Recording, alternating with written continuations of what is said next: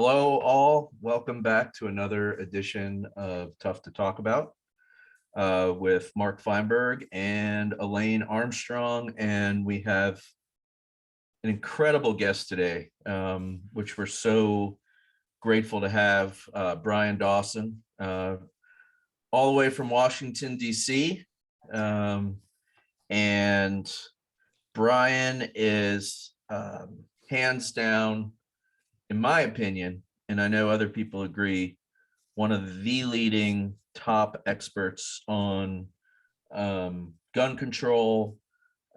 He comes at it from a very pragmatic approach, and it's going to be a very, very good conversation given everything that's going on out there. And obviously there's a lot of really sobering news that's going on. And that's what ultimately led to making sure we have Bryan on the show. He really knows his stuff. And by the end of this, you're going to have learned a lot. I know I've learned a lot from Bryan, and I'll continue to learn a lot from Bryan. But before we get into things, I just want to make mention that today's show is sponsored by On the Ground. On the Ground is at www.ontheground.store. That's www.ontheground.store for some really good stuff out there, all intended to make us feel better, as I know we all need it. So a shout out to On the Ground. Just getting into it. Wait, Elaine, yeah, go ahead.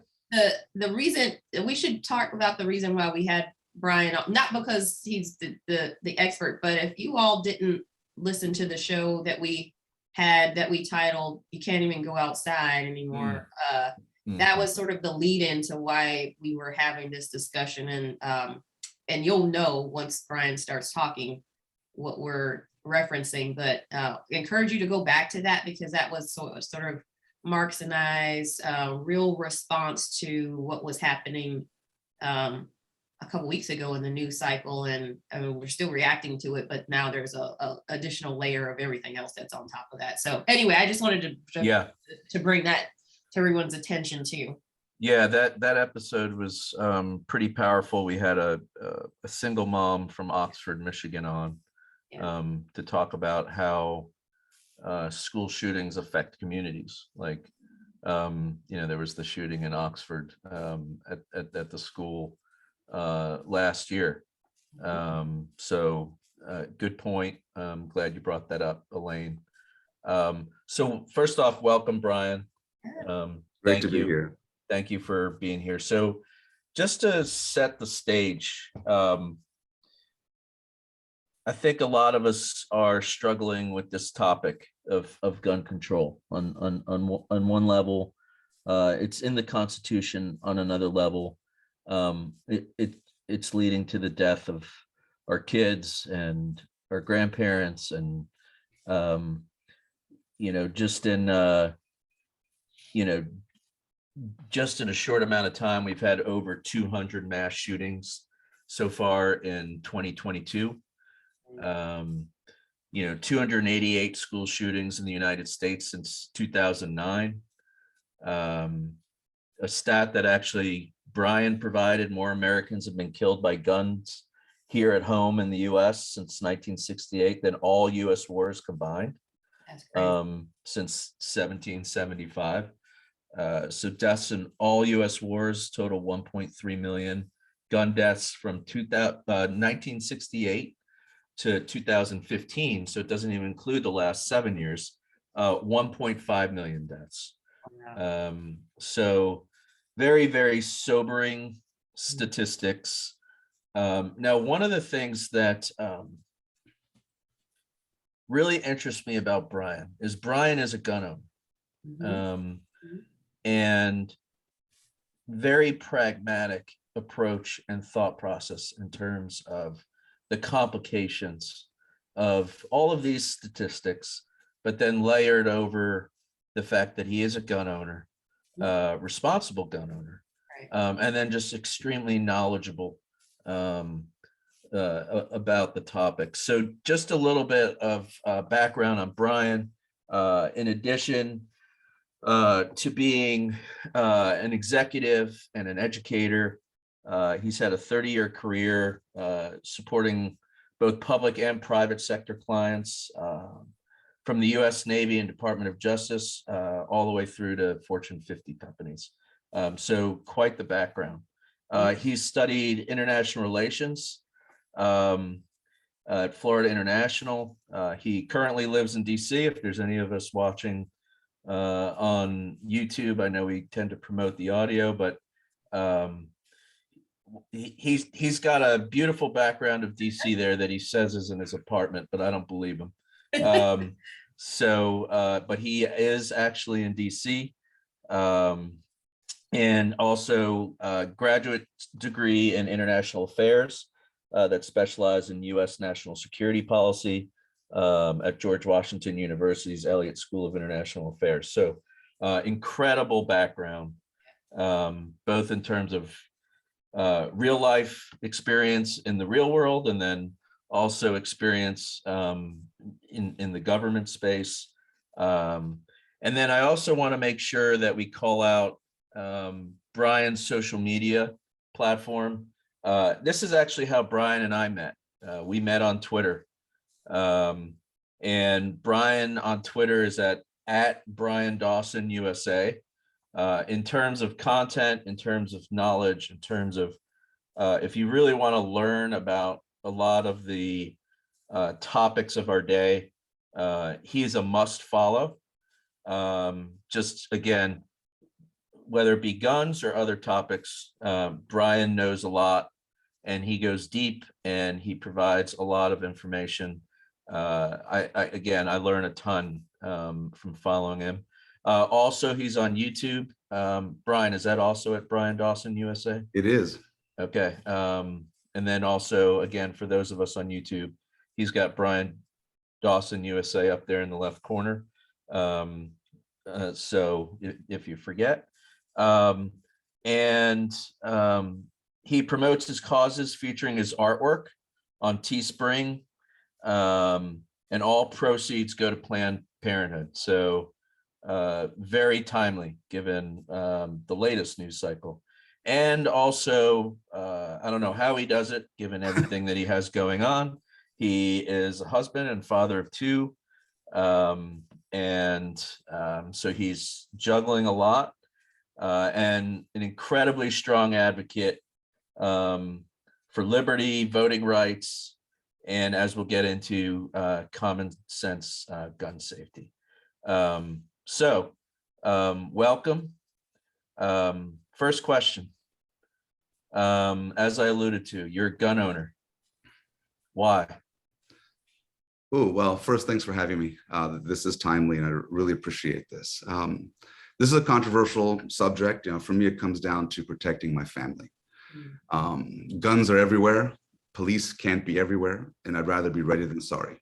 But I take the right very seriously. And a little bit about me, my mother was wounded fighting for freedom against Soviet communists in Hungary.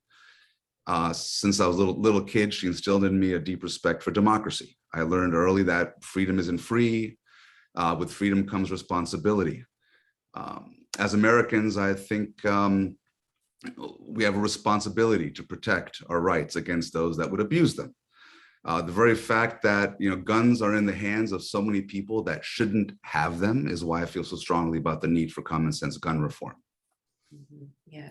So interesting. I love the term common sense gun safety because it's so simple, but it's super complicated, or people are making it super complicated. Yeah. But your view on, you mentioned the Second Amendment, and I think that has played a ton into the conversations around gun control, gun safety, whatever term you want to use for it, because I think, some people are interchanging them and some people think those are different. So, that actually might be an interesting question for you, is does the lexicon even, are we even getting tripped up in what we're calling it? Because, some people are afraid to say gun control when they want to tiptoe and say gun safety or vice versa, or is it really truly something different? So anyway, not to get off on a tangent there, but your view on the Second Amendment, because you are a gun owner, and you practice common sense gun safety for protection of your family, which I think anybody can understand and appreciate, wanting to protect those who you love, particularly as you mentioned that your mom was was wounded. So talk a little bit about your views on the purpose of the Second Amendment, because you broke down in a recent post that Mark shared with me, which was amazing, by the way, chock full of information.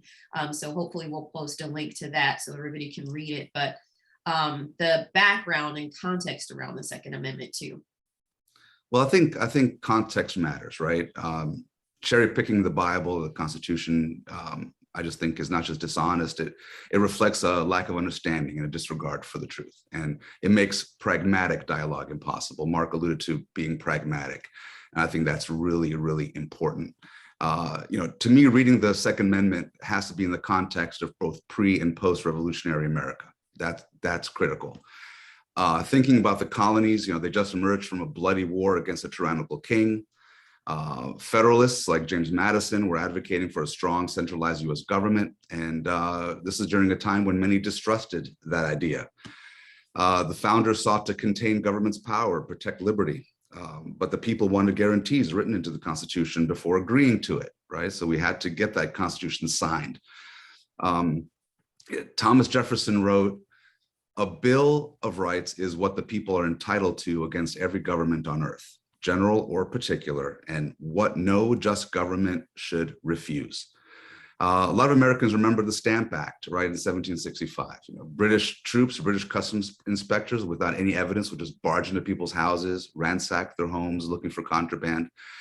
So Americans were wary of the military itself, and because they knew by experience soldiers can be used by a tyrannical government to oppress the people.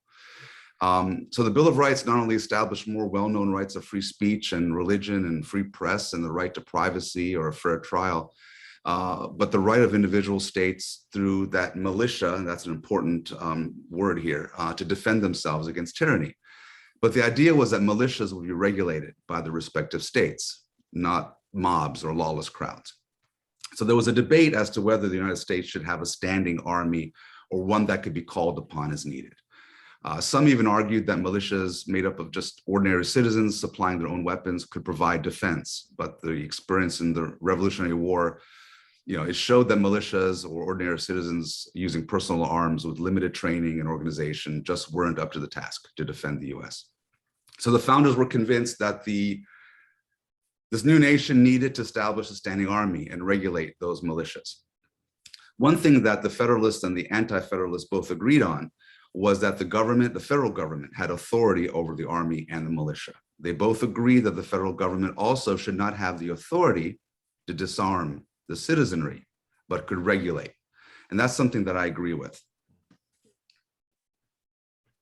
So that's interesting. So that definitely provides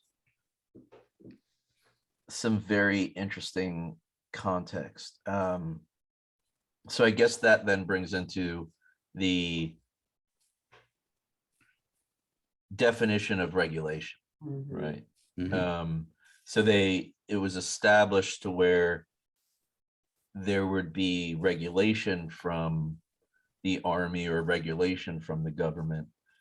Was there a whole lot of detail on what that meant in terms of what regulate meant, or is that pretty open-ended? It was largely left up to the states when it came to the militia. Now, that whole militia idea evolved over time and became less and less important as the federal military structure grew. That makes sense. And do you think that that's where there's a lot of education that either needs to be done, or that there are additional amendments to the law or additional amendments period around gun control to really get into what that regulate means. Like, is that where the big issues, like, and I guess the question ultimately is the Second Amendment as it's written today, does it work for the times of today, right? To your point, there were things going on that led to a major distrust that, okay, let the people arm to protect themselves, which I can understand why that would happen, right? I mean, if they felt they need to protect themselves from the government, then that makes total sense when you think about it from that context. Fast forward to 2022, those same level, do you feel that the Second Amendment as it was written still holds up? I do, and I think, however, the recent arguments about the Second Amendment have focused on, to your point, whether it protects a private right of individuals to keep and bear arms, or whether it's a right that can be exercised only through a militia organization, right? And that was sort of at the middle of the discussion, the middle of the argument in DC v. Heller, right, back in 2008. And that was really, really interesting because the Supreme Court, now this was a very narrow decision, it was 5-4.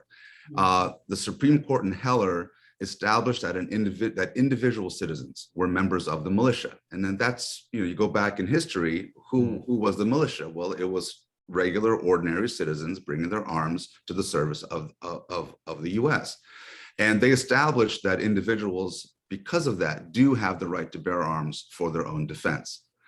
What was really interesting was the conservative hero, right, Justice Antonin Scalia, when he wrote for the majority, he actually said that no right is absolute. He agreed that gun control is constitutional. And then he went on to outline specific areas he thought were constitutionally permissible. And I've got some notes here. Can I go ahead and read what he said? Please, yeah. He said, like most rights, the right secured by the Second Amendment is not unlimited. It is not a right to keep and carry any weapon whatsoever in any manner whatsoever and for whatever purpose. He then went on to say, and this is again a quote, concealed weapons prohibitions have been upheld under the Second Amendment, and there is no doubt on long-standing prohibitions on the possession of firearms by felons and the mentally ill, or laws forbidding the carrying of firearms in sensitive places such as schools and government buildings, or laws imposing conditions and qualifications on the commercial sale of arms. So this is a conservative hero acknowledging the fact that even back in the 1700s, late 1700s, 1776, 1789, that the government had a right to regulate arms, right? And so the court decided that the term militia at the time the Second Amendment was written referred to all able-bodied men who are capable of being called to military service. Now, this was 5-4, right? And so there was a strong dissent. The dissenters argued that the Second Amendment specifically referred to state militias and that colonial laws regulated the storage and use of firearms in the home. Okay, well, it seems like the conservatives also agreed, right? So the majority agreed on regulation. But it felt that limiting the definition to an organized, potentially tyrannical state military force was exactly what the founders warned against. So just as our founders were concerned with preserving liberty, or even a right-wing ideologue like Antonin Scalia acknowledges, the government has a responsibility to protect its citizens. So You think? Go ahead, Elaine. Yeah, no, go ahead. Where did we go wrong? Like, where was the disconnect? I mean, and I'm this is sort of my mind always goes back. It had to be money. So I think there's so many things that are at the heart of it. It's capitalism. Like there's somebody who goes like, okay, I can capitalize on this financially. And so was that literally because you're right. I mean, we're talking about a very, very conservative, person, who on our Supreme Court, who, if you look at how he ruled, how he voted all the time, you're going to be way, way far right. And who would many be like, that makes total sense. Like what happened in the whole scheme of it? And that is the key to this. Thank you. That is exactly right. It's about money, right? So you've got folks who are lobbying not really for gun rights, but for gun manufacturers, right? And you can see this every time there's a mass shooting, gun sales spike. It is a money-making machine, and this whole debate, whether it's an individual right or a militia right, is a show unto itself, right? And we can come back to that. That'll be fun. But I don't think it's even important, because both sides agree that the well-regulated part still applies, right? So if you're a conservative and agree with Scalia and the conservative majority that you have a right to bear arms for self-defense, then we should have a good faith discussion that includes public safety concerns, right, over weapons and components that are not ideal or necessary for home defense or hunting, right, like the bump stock, and we'll get to that, I think, in a little while. But that's exactly the heart of the discussion, right? Both sides agree that common sense regulation makes sense. Why are we having this debate constantly? It's because of money and the gun lobby. Yeah, I was gonna, great question. And a follow-up, what role has the NRA played? What role has the NRA being mixed with politics played? That's right. I would. But it's also education, right? I think people so the NRA is well organized. My experience on Twitter, I get trolled. Well, I used to get trolled a lot, and the more educated I got on the issues over the past few years, the less and less I was trolled. That I found really interesting, because the trolls, the last thing they want is somebody spreading facts and countering arguments, and not just with useless memes or ad hominems, but with actual facts. And so whatever I post now, I might get one or two trolls where, 3-4 years ago, it was just an absolute bloodbath, right? So I learned, and a lot of it comes down to understanding, for example, the discussion on assault weapons. A lot of folks don't even really know what an assault weapon is, and it's not their fault. It is a very complicated issue. And so just calling for an assault weapons ban, it might feel good, right? But not understanding what that really means can leave all sorts of holes in whatever regulation that we can pass.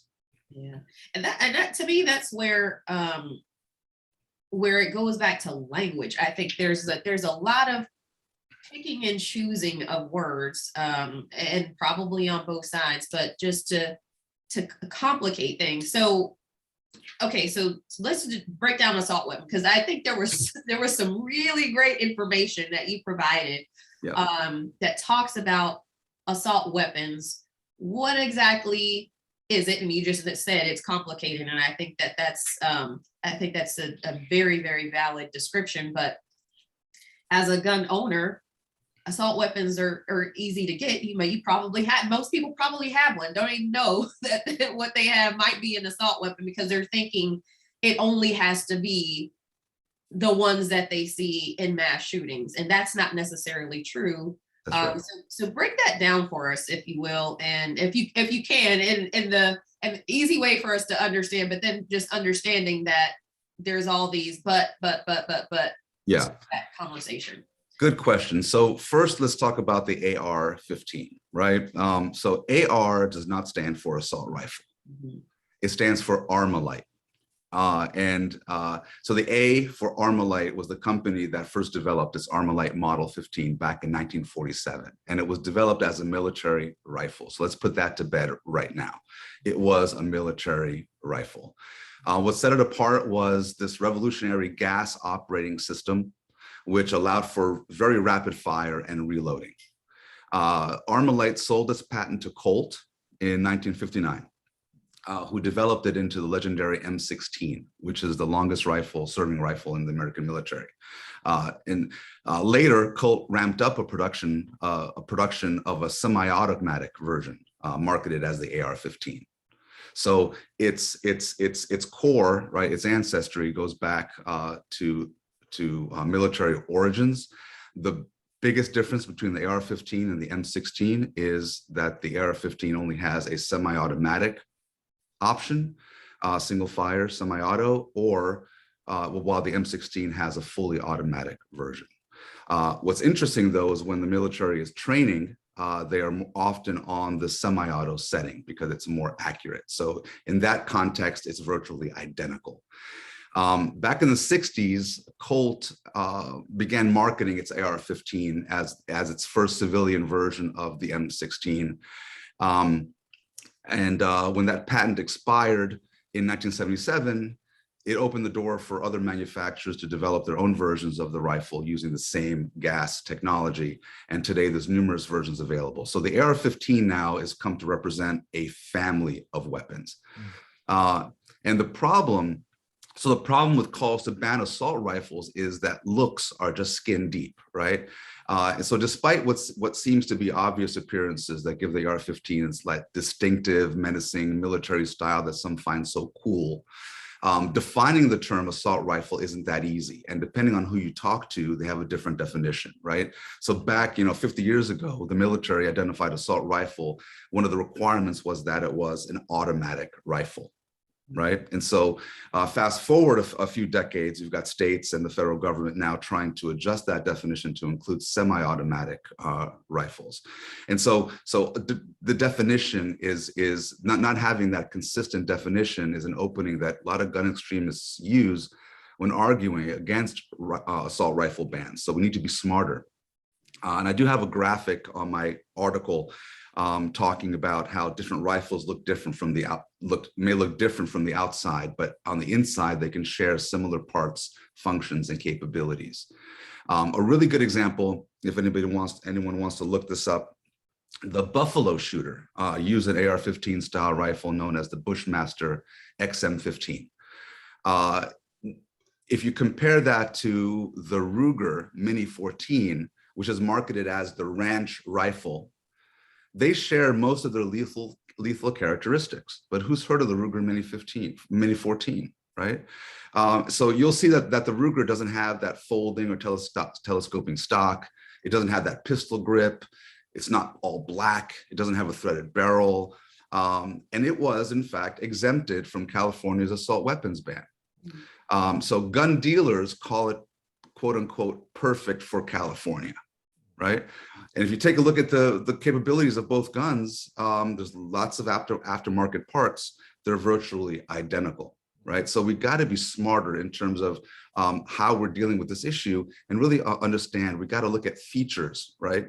Features and components, not just outward appearances.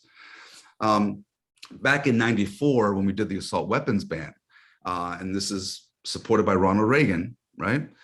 It didn't ban all semi-automatic rifles, but it named specific models and included some specific features, such as barrel shrouds, pistol grips, folding, telescoping stocks, and mounts for bayonets and grenade launchers, right?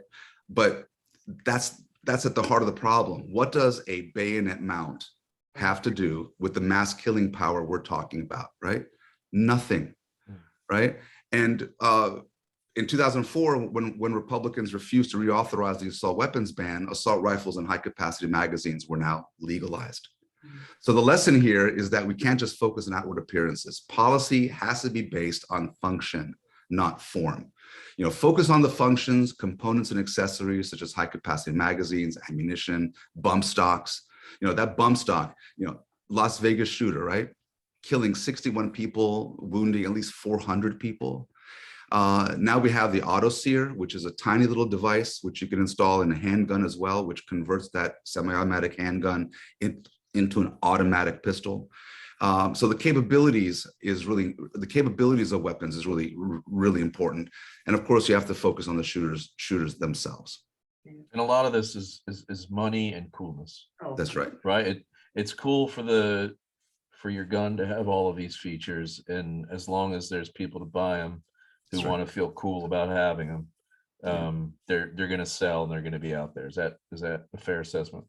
I would say there's a little bit more to it, right? You look at the auto sears that are not legal and being seized. A lot of them are coming from China, So I think just as we saw, you know, bio warfare units are laughing right now at how easy it was to kill 1 million Americans with COVID, right? A lot of folks still don't want to get vaccinated or wear a mask to protect others, right? So it's taking advantage of a lot of ignorance in this country. So absolutely, it's all about money. And I was just, as you were mentioning, and so people, please go look at the graphics in the article. I hope everybody does, but just purely if you don't even know anything about guns, and I think for most people who aren't a gun owner, don't even know that semi-automatic and fully automatic, they probably don't even know what the difference is. It just seems like it's worse. Like it seems like automatic is like, oh, it shoots by itself, and you know, so I think even the terminology for the common person, but if you just look at, and I work in marketing, so the name of the gun, you got a Bushmaster and you got a ranch rifle.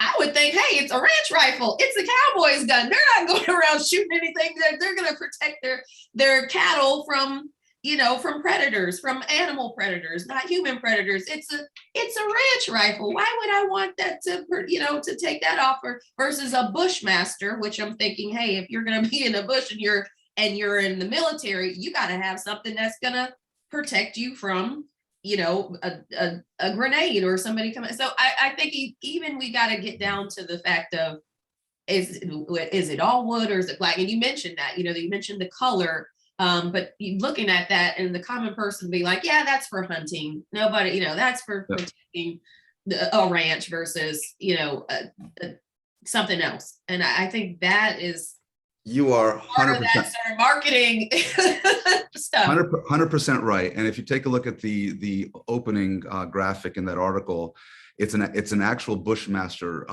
advertising, and it says, get this, consider your man card reissued, right? So, you know, I mean, what kind of man is that inadequate that has to that gets turned on by an ad like that? But that's reality. And to your point about the ranch rifle, one of the pragmatic discussions we can have here is how hard is a ranch rifle to conceal versus an AR-15 variant, right? You know, if you have an AR-15 with a telescoping stock, well, that can be made a lot smaller, right? And it's much easier to conceal. It can be broken down very easily. If you have a fixed wooden stock, is that something that could be concealed more readily? Should that be banned? Should it not be banned? Those are the kinds of, you know, real discussions, honest discussions we should be having. And so, you know, people talk about, I think, Mark, you asked me on Twitter, you mentioned something like, you know, why I support guns, right? And it's not that I support guns. I think that's a very relative discussion, right? But, you know, and I've been attacked on social media and I've learned a lot from it, as I mentioned. But let me just quickly mention the gun troll, because I think that's important, because I think a lot of us listening to this have also been attacked by gun trolls. If anybody has been and they want to respond, you know, feel free to direct message me on Twitter. I'll see if I can help with, you know, formulate a good response, because we all have to work together to push back on all the disinformation. I believe the best defense is a good offense. So, you know, as I mentioned, the attacks on me have virtually stopped, right? The better you get at responding, the less, and, you know, I think you can use trolls. You can troll the trolls. And I actually have an article coming up on how to troll the trolls in the gun discussion. So hopefully we can revisit that. But one of the first scripted messages gun trolls use is that criminals don't obey laws, right? Now, to anyone with half a brain, that's absurd. No law can stop all crime, right? And right? Breaking laws is kind of the definition of criminal. So you respond, you know, why have any laws, right? Why have laws against running red lights? Laws given law enforcement a way to deter and enforce, and the judicial system a legal path to prosecute, right? But it's basically a deflection. It's one of their many deflections. But what's really absurd is the gun laws themselves, right? They're all too easy to circumvent. And if you believe in protecting your rights, like let's say you believe you have a gun right, right? Then you should be on the side of those seeking common sense gun safety, right? It's basic. I see gun extremists and the backlash over repeated failures of our system as the biggest threat to those rights. Wow. Yeah. Well, I mean, it's interesting that you said, because I was thinking as you were talking about concealing a weapon, right? Like we come up with these laws that say weapons have to be concealed, and then the gun manufacturers figure out a way to have a concealed version of a Bushmaster, right? Right, which there's always going to be that reaction to, oh, you put this law in place, fine, we'll find a workaround for it. Yeah.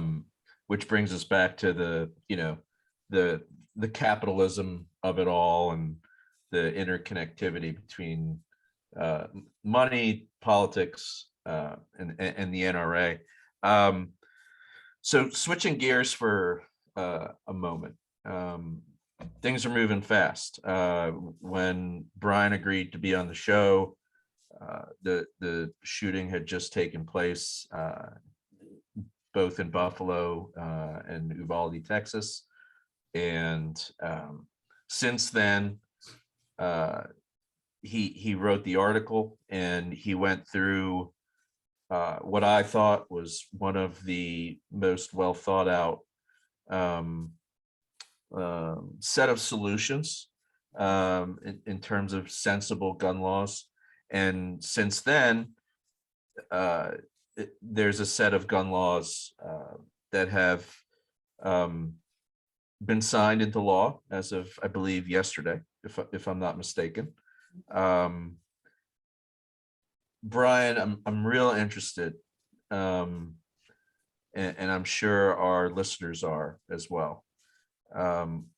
What is your thought on the gun laws that were, or the gun law that was recently passed?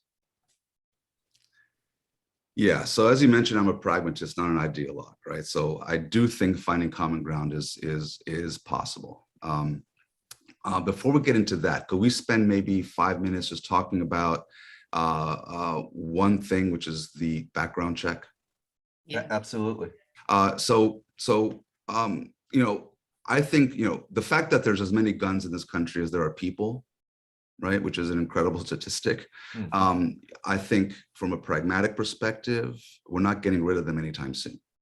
So arguing about some future utopian state, in my opinion, wastes precious time while people, children, are dying every day in this country. So we need to act, and we need to act now, right? So there's several things we can do that would save lives and have no impact on the Second Amendment. But what's really important to note that there isn't one solution, and we'll see that later when we talk about this current bill, but rather a series of solutions that are interrelated, that each one requiring the other one to work. And one of the biggest problems we have in this country is our inconsistent gun laws, right? State to state. And I'm publishing a much broader article on the subject, but when we talk about change, I'd like maybe here just to maybe spend 5 minutes to talk about one idea alone, which is background checks, because that in itself has multiple layers. So a little background. So the NICS, the National Instant Criminal Background Check System, was created out of the assassination attempt of Ronald Reagan, right back in '93. It was called the Brady Handgun Violence Prevention Act. It required background checks for firearms sales and transfers conducted through a federally licensed dealer, or FFL. It was intended to provide gun dealers the ability to ascertain whether a potential buyer falls into some prohibited category before going through the gun sale. Since it launched back in '98, the FBI has completed over 300 million background checks. And what's interesting is that it led to 2 million denials. Right? On Twitter, I run a game, and next time I run it, please everyone play. It's called #StumpARepublican. Would it be okay if we played a little bit right now? Yes, let's do it. Okay, here's the question. How many states require background checks for all gun sales? Now we can cue Alex Trebek and So I have the graphic up, so I'm not I'm not gonna play because it would be cheating, because you provided that, but it's very, very few. And I can tell you in Georgia, we're not. I was right. gonna, Not what it was. I don't have the graphic up, and I was gonna say less than 5. Yeah, well, it's only, so 33 states don't require any background check, any transaction record, no paperwork for any and all firearm sales and transfers. I mean, that as a gun owner who thinks my right is sacred and important, that people died for it, right? That should be protected and respected. That to me is madness, right? And the reason for this is that what I just read to you earlier, right?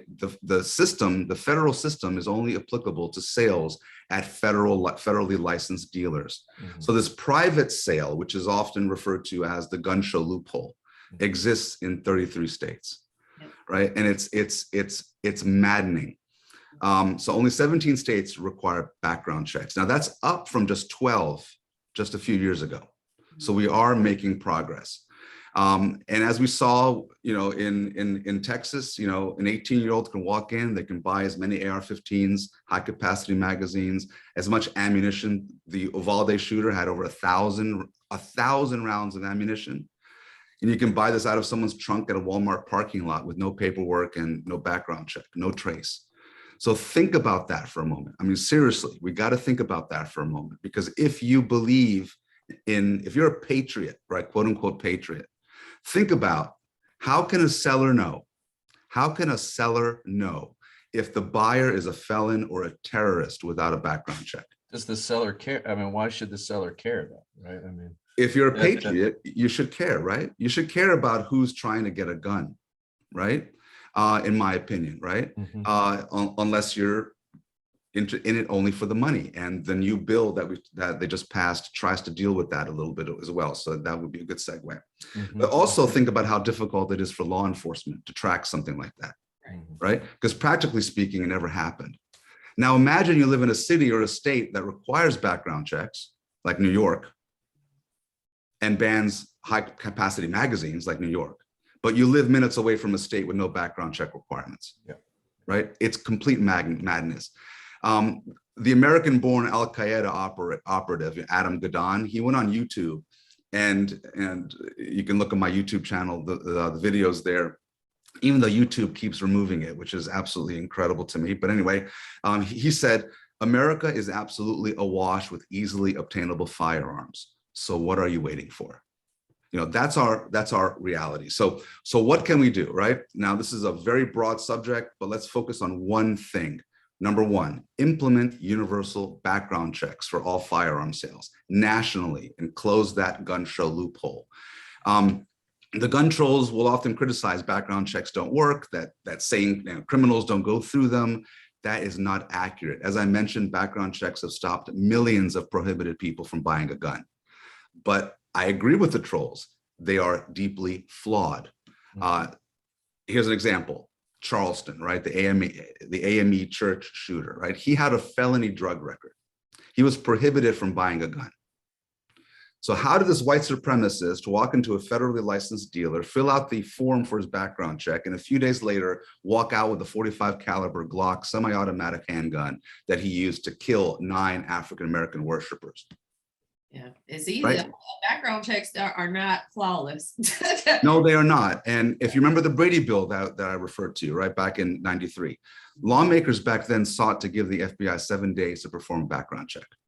The NRA pressured Congress and settled on 5 days until the instant criminal background check, the NICS, came online, where it gave the FBI only 3 days to complete a background check. So despite the Charleston shooter's record, there was a clerical error that delayed the FBI's investigation beyond 3 days. And so the dealer was allowed to sell the gun, right? This is known as the default proceed, or the Charleston loophole. And in 2016, get this, in 2016 alone, the FBI reported 300,000 default proceeds, resulting in thousands of sales. It's madness, right? So you got to fix a Charleston loophole. 90% of federal background checks are completed in minutes. So if you're concerned about your Second Amendment rights, this impacts a tiny fraction of transactions. Give the FBI at least 10 days to complete a check, in my opinion. If a red flag is identified, allow for legal process to request additional time. Let the FBI say, we found a potential issue, petition, right? Due process, I agree with due process, but it's more important that a felon or a terrorist does not get that gun. Give the FBI the time to complete that background check. But also expand the background check, right? It's one thing to have a background check on a gun, right? But what if someone steals that gun, right? Run the background check on ammunition, on magazines, right? Next, ensure mental health and other records are part of the NICS database. This is going to be a really big surprise to a lot of people listening here. State sharing with the NICS is voluntary. And you can imagine not all states and leaders of their various agencies are as enthusiastic about gun safety and reporting as others, right? So make data sharing federally required. Voluntary participation just is inadequate. And there are too many examples from Virginia Tech to Odessa of the mentally ill accessing guns and murdering the innocent. Next, pass our national red flag or extreme risk law. Now, this current bill does address this, but we'll get to that in a moment, why I think it was woefully inadequate. Red flag laws allow family members, schools, and law enforcement to intervene, right, by petitioning a court for an order to temporarily prevent someone in crisis from accessing a gun. But for them to be effective, state agencies need to be well coordinated, and the information has to find its way into the NICS. Good example, New York, right? New York is only one of 19 states with a red flag law. The Buffalo shooter made threats at school. He was taken for a mental health evaluation. He exhibited all sorts of red flags, pun intended. Despite all those threats, erratic behavior, referral to state police, mental health evaluation, no one tried to invoke New York's red flag law. So that coordination has to be improved across all states. That's one of the positive elements of the current bill. But what happens if a criminal attempts to get a gun and gets denied from a federal licensed dealer? Shouldn't that be illegal? And it is. It's a felony punishable by up to 10 years of imprisonment. But of the 100, if you take a look at statistics in 2017, right? Of the 112,000 denied transactions in 2017, the ATF referred only about 12,000 to its field divisions for further investigation. And now get this, out of that 12,700, the DOJ prosecuted 12 of these cases. So that's 12 out of 112,000. And if you look back at the Odessa, Midland, Texas shooter, he was prohibited by mental health reasons from owning a gun. He failed his background check. Nothing happened to him. There was no prosecution. He bought an AR-15 in a private sale and murdered 7 people and injured 20 more, right? So we have to prosecute felons and others who are prohibited when they fail a background check. And so that's just one example of a system with multiple failures.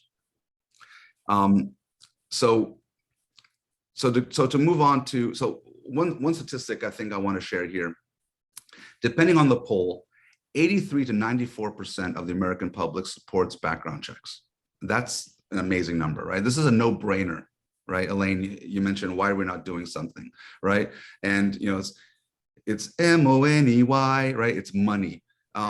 You know, but it doesn't feel that way on social media, right, Mark? I mean, it's like these trolls and others are trying to get on, trying to divert attention. You know, it's all about the money. Since 1998, the NRA has spent $70 million in direct lobbying. This doesn't include the hundreds of millions spent on indirect outside lobbying, right? Thanks to Citizens United, right? Citizens United eliminated caps on outside spending for corps and nonprofits, and the NRA was, you know, quick to pull the trigger, right? So reportedly, they spent $50 million in support of Trump and 6 Republican Senate candidates in 2016. So it's not the people pushing back, right? It's NRA beholden politicians. Yeah. And that's sort of why, you know, everyone's making a big deal of this bipartisan gun legislation. Is it good, right? Yes, it's good. It has not gone far enough, right? It's woefully inadequate, but it's progress. But what's interesting, the NRA came out strong, right? To ensure nothing gets into this bill that addresses much of what we just talked about, right? No universal background checks and closing the gun show or internet sales loophole. No closing the Charleston loophole. It doesn't expand background checks to ammunition, magazines, or those on the no-fly list. It doesn't address NICS reporting requirements, doesn't require red flag laws. It doesn't mandate waiting periods. It doesn't address prosecution of felons who fail background checks. Doesn't raise the minimum age for buying a rifle to 21. It doesn't address domestic terrorism. Doesn't provide for enforcement and funding for a cash-strapped ATF. It doesn't ban any weapons, components, parts, or high-capacity magazines. It doesn't fully close the boyfriend loophole. It's kind of what you get when we don't understand the issues, don't vote, and believe BS about emails, right? So maybe we could break down what's in the current bill, and then Yeah, maybe because I was going to ask you, it doesn't do any of that. What is there? What is there? What is in the bill? So first, it increases mental health resources, right? That's great, right? But I think that's almost a crutch. I think Republicans talk about, oh, it's mental health, mental health, mental health. But guess what? Americans are not the only people on earth who have mental health issues, right? But we are the only people in the developed world with extreme gun violence issues, right? So why is that, right? Maybe it's easy access to guns, right? Hello, right? Even the National Alliance for Mental Illness says the majority of gun violence is not perpetrated by people with a history of mental illness. So it really feels like a distraction. But, and it's a big but, access to services is key. So this is a welcome effort. The bill expands telehealth for mental and behavioral treatment, invests in children and family mental health centers through community health centers. So I think more resources can lead to more counseling, which may lead to less violence and potentially more red flag reporting. But I'd like to see requirements on states to report adjudicated mental health issues. I'd like to see educational programs for non-mental health professionals, such as teachers and parents, to teach people how to recognize warning behaviors, right? So that piece, I would give a 5. The bill also gives money to states, right, to enact red flag laws. And we talked about those red flag laws and how few states have them right now. This was one area where Republicans objected because of due process. They wanted to give the accused the right to representation and an in-person hearing at government expense, right? So that was the sticking point that they finally agreed to. This has the potential of not only reducing homicides, but gun suicides as well, right? That's great. But why the hell are red flag laws not a national requirement, right? It's great to provide funding to encourage states to do this, but this was an opportunity to make it a requirement and they failed, right? So I give this a 5 as well. The bill also adds billions of dollars for school security upgrades and support for students, because, you know, school shootings have become normalized, right? But it is the normal. So I give that part a 7, right? Let's fortify, let's make our schools into little mini forts and provide those resources to protect our children. Now here's one that really annoys me.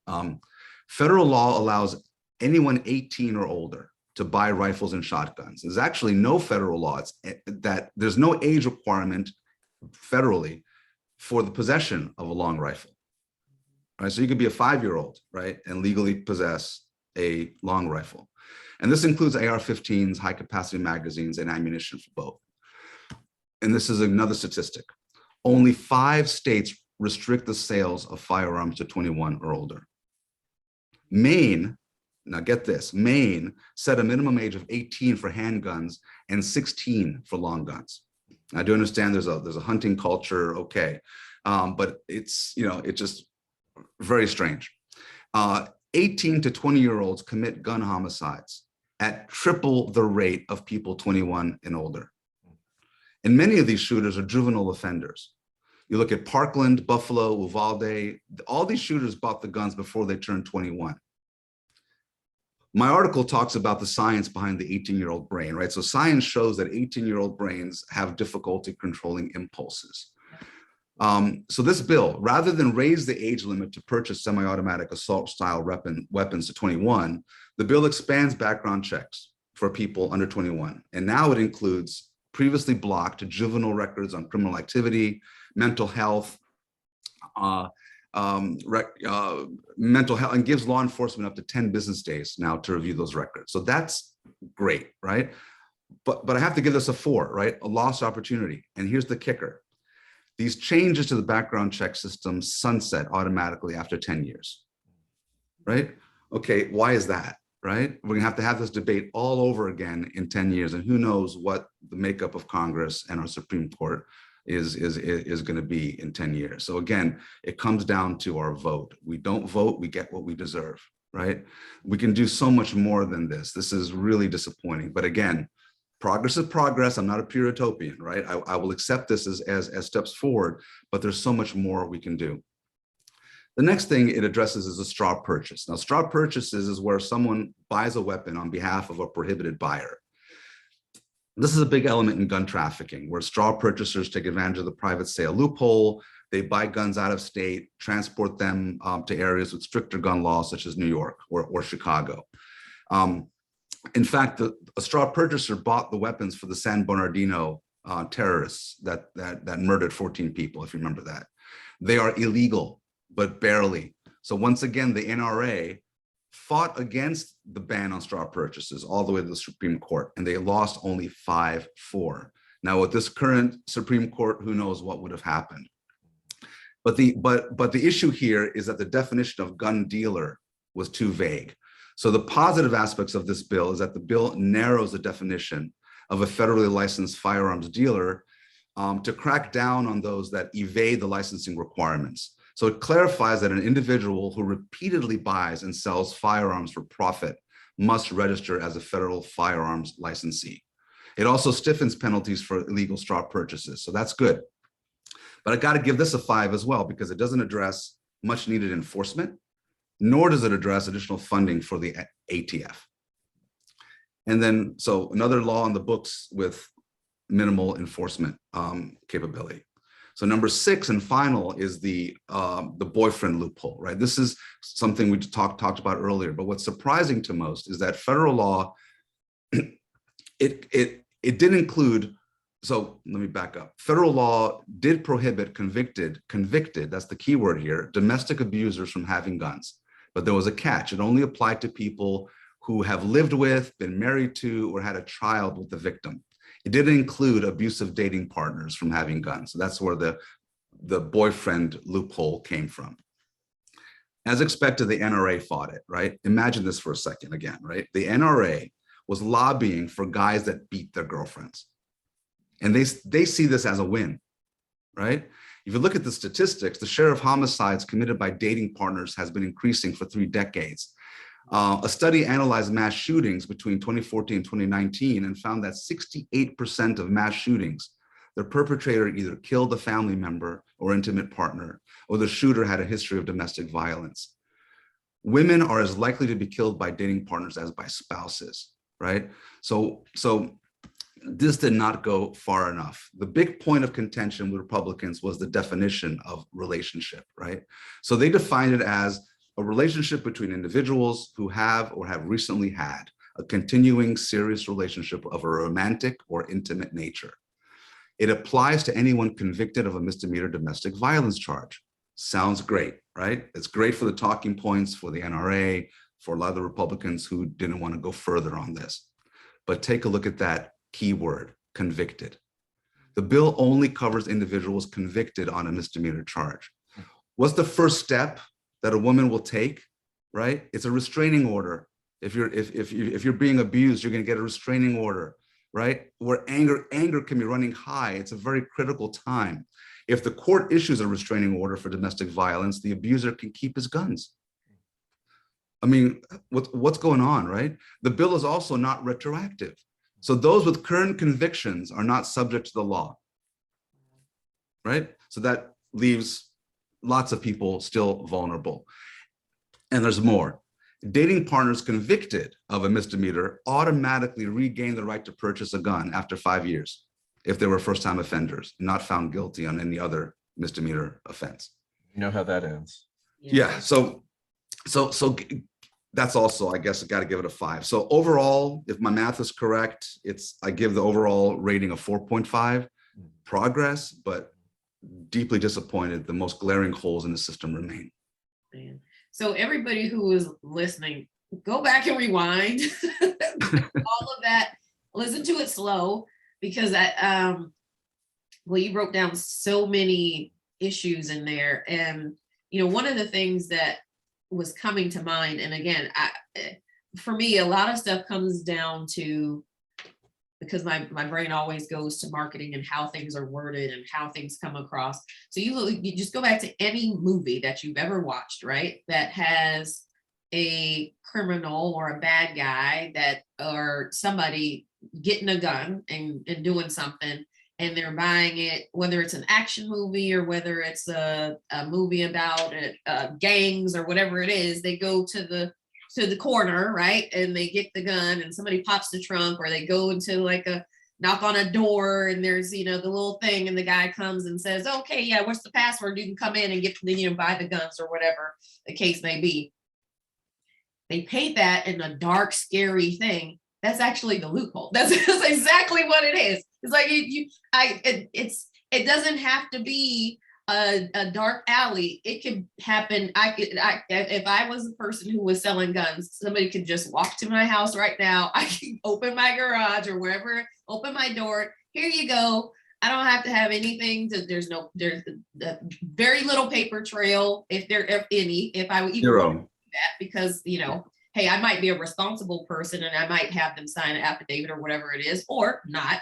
But I could do all that, and it's not scary. I live in a nice subdivision. So I think we get the idea that the gun show loophole and the criminal activity of buying guns happens in dark alleys. It happens. It happens next door to you. This is literally where it's happening. That's right. And it's your neighbors, and it's people who you don't think are selling guns, and absolutely they are. And it's legal. And it's legal, and it's perfectly legal, perfectly fine. There's nobody to stop it from happening. It just the picture of it is painted as something dark. Illicit, right? Dark. Really, like it's happening in broad daylight. Mhm. And people just think that it's it's something that's happening scary. Oh, we want to stop the scary stuff from happening, but really, if you think about it, the scary stuff is happening right next door to you. You just don't think it's scary because it's it's John, or it's Susan, who live next door to you, or whoever it is. And I can see how important that interrelatedness is, right? So it's one thing to have a gun show loophole, or go into a federal, or let's say I go into a federally licensed dealer and I purchase a bunch of guns under my name and then resell them to someone that could be a felon or a prohibited buyer. That's illegal. It's a straw purchase, but it's so easy, right? It's so easy to do. And it's extremely difficult for law enforcement to track that sort of. And so, some cities have done studies on this. Chicago, the great boogeyman for the conservatives. They've been suffering with this for years. Easy access to guns in Indiana and surrounding states being brought in to Chicago. It's something that, again, part of this is not in my neighborhoodism, right? Mm-hmm. And if you're a true patriot, you're going to see this country as a whole, and you're going to see all Americans. And when some Americans are suffering, it shouldn't matter where they live or what they look like. We should be working on this problem, and that's what's the most disappointing aspect to this. I just hope it doesn't take a lot of patriots losing their kids or family members to to guns for them to wake up to the issue, right? But a lot of them already are, which is, again, the power of marketing, which to your point, Elaine, is just incredible. Another statistic for another show, more toddlers in this country have killed Americans than foreign terrorists. Wow. Think about that for a moment. Wow. Why is that, right? Because gun manufacturers are not required to make guns with a manual safety that can prevent a trigger pull, right? And so revolvers, for example, don't have manual safeties. Most semi-automatic guns don't have manual safeties. When I purchased mine, I made sure not only did I have a manual safety, but I had an ambidextrous safety because my wife is a lefty, right? So being that responsible gun owner is great. But when you walk into a store and the vast majority of those guns don't have manual safeties, and you don't even realize that could be important, you put that gun for your own protection. A mom has a purse, may have that gun in her purse or in the glove box. The little kid takes the gun out and pulls the trigger, shoots themselves, kills their brother, kills their mother. It happens regularly, right? So there's all sorts of side issues that we haven't even dealt with on this show, because it's such a big problem, and it's disheartening. Well, you know, I'm partially, more than partially speechless, just in terms of the number of things, you know, a lot of the things I knew we weren't doing, right? But then hearing them over and over again and really getting a better appreciation for how much more we could be doing. There's a lot of processing going on. I think for another show, because I want to ask the question, but we're reaching the end of our time together. I want to ask the question, where do we go from here, right? Like we just passed a 4.5-5 score gun law bill, right? Is this it until we get another bone? Or, you know, would love to get into that on another show and have you back and sort of outline, okay, where can we go from here? Who are the leaders out there that are going to push us towards that? I mean, there's so much more that we can unpack here. But I just want to thank you for being on the show and sharing your wisdom. I think the audience can certainly see why we had Bryan on the show. We are going to put links to all of his social media handles, as well as his publications around the topic. Again, I continue to learn a ton from Bryan as he puts more and more information out into the public realm. And I think we could all benefit from the education, because again, to Bryan's point, with as many guns as people in the United States, guns are not going away. So it's the pragmatism, it's the sensibility, it's the, again, the hope is that all of us at the end of the day are patriots. Mm-hmm. And that we do care about our neighbor, and we do care about our family members, and we do care about other people's family members, and we care about the constituency of our country in a patriotic way. And that at the end of the day, it is your Second Amendment right to have a gun. But if we can find a sensible way where we don't have to live through the death of our children or grandparents or others on a daily basis, I'm hoping that we could all come together on that point. Elaine, Bryan, is there anything you want to add before we close out the show? No, I just want to thank Bryan too, with wealth of information. And I think the way that you have presented it, I